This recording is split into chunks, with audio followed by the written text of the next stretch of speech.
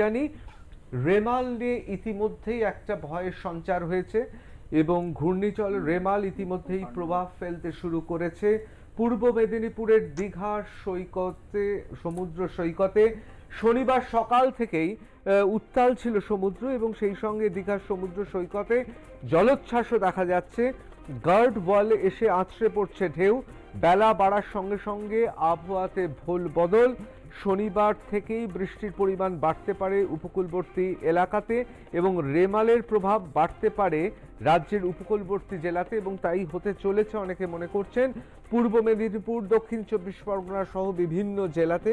ইতিমধ্যেই বঙ্গোপসাগরে যে নিম্নচাপ সৃষ্টি হয়েছে সেই নিম্নচাপ গভীরতা অনেকেরই কপালে, বিশেষ করে আবহবিদদের কপালে ভাঁজ ফেলেছে। তার কারণ বঙ্গোপসাগরে সৃষ্ট নিম্নচাপটি অত্যন্ত গভীর এবং তার গভীরতা বাড়ছে এবং এই মুহূর্তে বর্তমানে নিম্নচাপের অবস্থান পূর্ব মধ্য বঙ্গোপসাগরে এবং গভীর নিম্নচাপটি অতি গভীর নিম্নচাপে পরিণত হতে শুরু করেছে এবং আবহাওয়া দপ্তর সূত্রের খবর আজকে রাত থেকেই, শনিবার রাত থেকেই শুরু হতে চলেছে ঘূর্ণিঝড়, যা আছড়ে পড়বে রবিবার। বাংলাদেশে প্রবেশ করলেও অভিঘাত থাকবে দক্ষিণ ও উত্তর কলকাতা, দক্ষিণ ও উত্তর চব্বিশ পরগনার উপকূলে।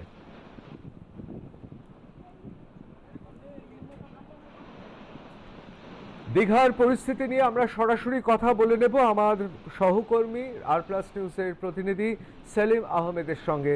সেলিম, যে ছবি দেখছি, জলোচ্ছ্বাসের ছবি দেখছি এবং গার্ড রেলে আছড়ে পড়ছে ঢেউ, সব মিলিয়ে দীঘার ছবিটাই বোধহয় পশ্চিমবাংলার ক্ষেত্রে প্রথম ছবি, যে ছবি আগামীকাল এবং এই গভীর নিম্নচাপ নিয়ে যথেষ্ট আতঙ্ক ধরাবে। কি বলবে সেলিম? একেবারে, কেননা আমরা জানি যে সমুদ্র সৈকত এলাকাতে যে কোনো যখনই নিম্নচাপ হয় বা এই ধরনের প্রাকৃতিক দুর্যোগ আছে, তার একটা বড় প্রভাব দীঘা সংলগ্ন মন্দারমণি, তাজপুর, শঙ্করপুরে পড়ে। এবং সেই মতোই কিন্তু দীঘাতে দেখা যাচ্ছে যে এখন থেকে সমুদ্র উত্তাল হয়েছে।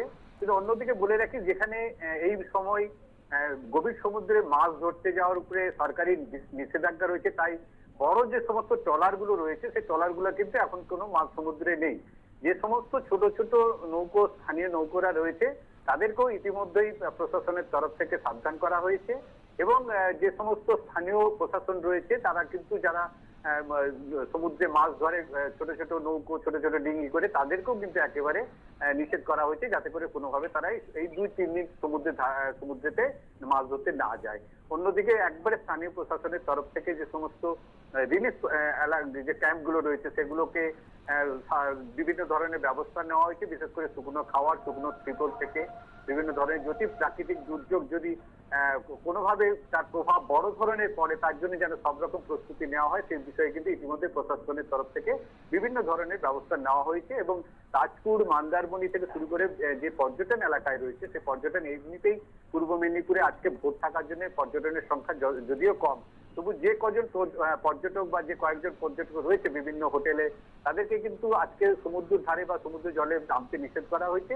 একদিকে নুলিয়া, একদিকে স্থানীয় প্রশাসন, অন্যদিকে সিসি ক্যামেরার মাধ্যমে কিন্তু নজরদারি করা হচ্ছে যাতে করে কোনোভাবেই কোনো পর্যটক সমুদ্রের জলে স্নান করতে না নেমে যায়। তাহলে বলা যেতে পারে প্রশাসনিকভাবে সব রকম ব্যবস্থা নেওয়া হয়েছে সাবধানতার জন্য।